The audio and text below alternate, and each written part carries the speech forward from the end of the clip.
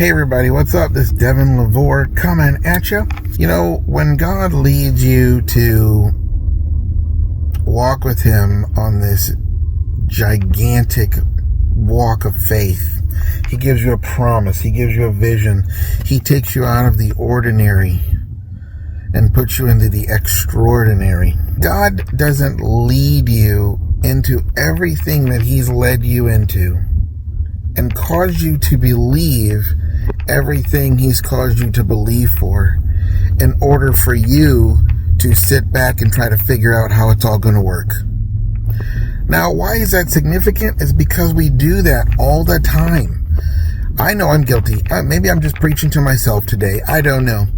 And you guys just to get the benefit of preaching to myself. But it's like I get hit with this idea all the time that I gotta be doing something, or I should be doing something, or I'm missing something. Oh, I should have been doing this, or oh man, I should do this, or oh, I should do that. And I have to tell you, I've gone through many seasons on this journey for the past, 8 years, where God just had to get that out of me. He's like, oh, I'm glad that's coming up. I'm glad you're dealing with that because I want to get that. I want to scoop that up and out. It's dross. It's dross in the refiner's fire. It's just like, I want to scoop that out. That little self-effort thing you got going on. And it's more than little, because when God leads us into things, it's very exciting. It's very awesome. It's like this, there's no way there's no other way this can happen but God, right? And we get all super excited about it. And we're like, whoa, only God, only God, only God. And then when we start to feel the weight of the weight, and it starts to crush us, and we start to get squeezed with desire, and longing becomes unbearable, we begin to go into ourselves and think to ourselves, oh wait, maybe there's something I'm not doing. Maybe there's something I need to do. Maybe you see all those I's? And there is no I am in any of it. It's all just like me, I. And it's like, there's no way. Listen, the vision that God gives most of us, if we could do that on our own, we probably would have already have it done. We would have done that a long time ago. Particularly the vision that God's given me and Michelle regarding prophetic art and school and housing and how the whole thing's going to work. Oh, that'd be amazing. And some of this stuff I've been carrying for a long time. When you look at Abraham, what was he doing when the Lord showed up and said, hey, I'm getting ready to fulfill the promise? He was literally doing nothing.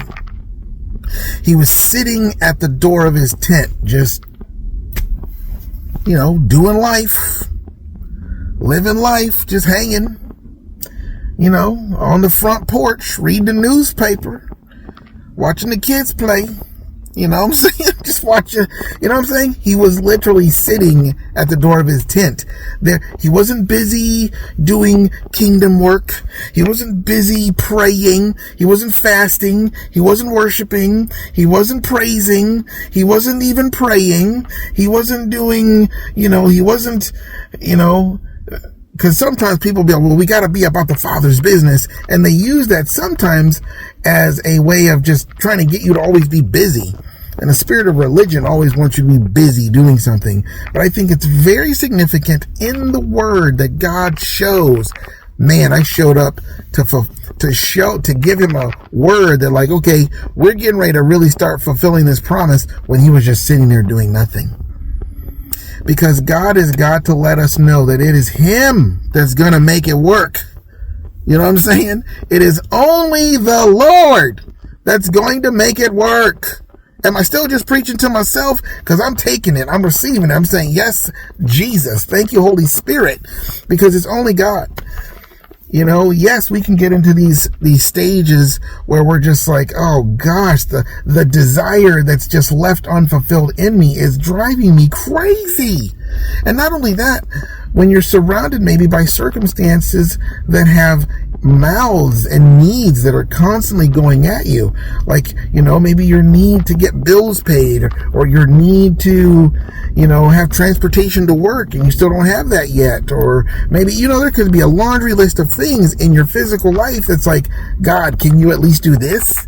It's like, God, I can barely get up and walk sometimes, and I still gotta work. Can you just, give me a little bit of temporary healing or something?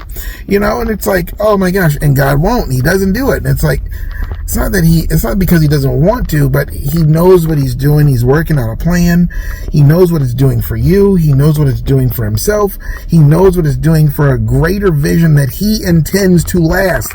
The vision and dream that he has for you is not just a temporary fix of your right now. It's a vision that he intends to have last for generations until the day of his return.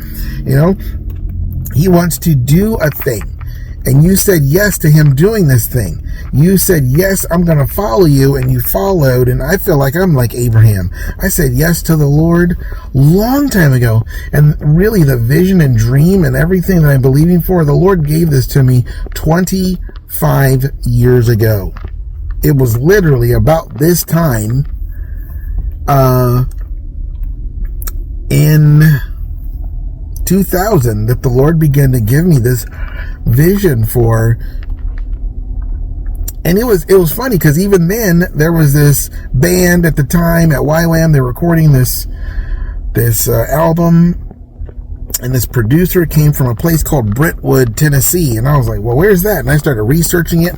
I found out Karen Kingsbury lives there. Michael W. Smith lives there. Toby Beck lives there. All these other Christian. It was like a Christian Mecca. And I was like, wow, that would be such a dream come true to live there. That would be amazing. I even tried to figure out how I could make that work at that time. This was in 2000. And it was like, no, the Lord was very much like, no, that's not going to happen. And I thought for sure the Lord was basically just saying, that's not going to happen. You're not going to do that. Well, really what the Lord was just saying, like, that's not going to happen right now. He didn't give me the right now part, because that probably would have drove me crazy trying to figure out, well, when is that going to happen? If it's not now, then when? You're saying when, so you're saying there's still a chance. You know what I'm saying? And I would have been and so he just put that aside. And now here I have lived in the very region I said would be cool since the end of 2017. Jeez. So like 17 years later, the Lord has moved me here. I almost feel like it's been a Hebron time for me here, And I just feel like I'm getting to the place now where I don't know when. I just know I'm getting to the place now where God's like, okay, we're getting ready to go to Jerusalem. You have done so well. You have passed the test in this Hebron time, David. Now we're going to take you to Jerusalem so you can really do some kingdom work and get some, do some things. But I had to go through this test. You see what I'm saying? I had to go through the Hebron time. You know what I'm saying? I had to go through this time where things are not working out. And there's always a need. And we have a need right now. If any of you all want to give to it, it's in my PayPal, Venmo, and my Cash App links. But right now, I'm telling you, the need is great. We have a lady that's helping us out. But it's like, I think between her and a handful of others, there's no one else. There's a few here and there throughout the month, but it's like, man, the need is strong right now.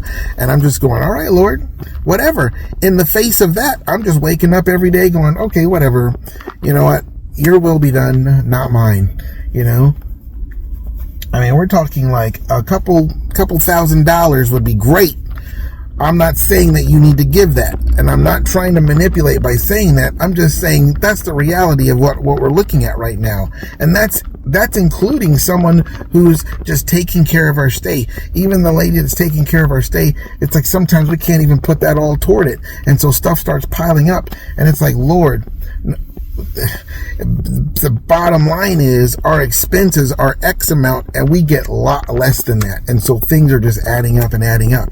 Yes, it makes room for miracles, but the bottom line is you can see the Hebron test in that. You can see the Ziklag test in that. You can see just like, what are you going to do with that, Dev? Well, I'm just going to keep on believing you, God. I'm going to keep on moving, and I'm going to not quit on you. And I think we have to go through all of that to be found faithful enough to have a vision and the manifestation of a vision put on us that will last, and it's not going to be about us, because a lot of times when we get into us, it's us that's trying to figure out how to make things happen so that we're not suffering anymore, so that we're not dealing with this difficulty anymore. We're trying to escape the thing that God's like, no, you need to stay right there so that it can shape you to its completion point.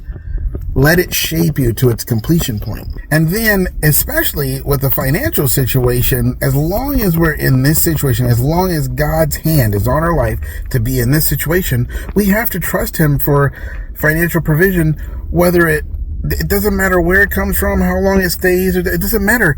It's like, it will come in and it will go. When you're in a position where God is the only answer, He has to keep being the answer no matter what the season, no matter what the ups or downs, ins and outs. He has to keep being the answer, because it is not up to you to finish what God started. It's up to God to finish what He started. So I just wanted to share that with you guys. It is not up to us to try to figure out how to get God's will done in our life. You know how you get God's will done in your life? You ask Him for it. You say, God, here I am today. What's your will today? Boom, done. That's how it's done. And then if He says, well, we're going to move this way and move that way, or maybe He doesn't tell you and you just begin to move, and it's like, it's nowhere near any direction of any kind of prophecy fulfilling or anything like that. It's like, okay. Well, or maybe really, really, really cool things are beginning to happen and develop in your life, but it actually is not taking care of the big, huge need you have for the thing that you need, whether it be healing, whether it be open door to financial development. It's great when people give you money and you're in the priestly role and you depend on the tithes and offerings and all those different things like they did in the Old Testament. That's kind of what Paul was doing with the churches. He said, I went to all these churches, but the Philippians were the only ones to give. They were the only ones, or it was the Thessalonians, I forget which one, but he was like, I went to all these churches. You guys were the only ones to really commit to supporting me. And it's just like, wow, it's been like that for 2,000 years? Jeez. Okay. I guess human nature just don't change, do it? I mean, maybe you could be looking for all kinds of different open doors. We need all kinds of different open doors. Sometimes we need people in our life. Sometimes we need money in our life. Sometimes we need healing in our life. Sometimes we need mentors in our life. Sometimes we need things. Fill in the blank. I feel like we always have a fill in the blank going on, and God's like, sometimes that's there on purpose so that I can be the one who fills it. There's so much more that I could say on all of this stuff, but I just wanted you guys to be encouraged. It's not up to you to try to figure out how God's going to do what He's going to do. It is not up to you to try to do that. You can't do that. It is God and God only that's going to fulfill His will in your life. We just have to be recipients and obedient and walk it out. That's what we got to do. And so I hope that blessed you guys today. And until next video, bye-bye.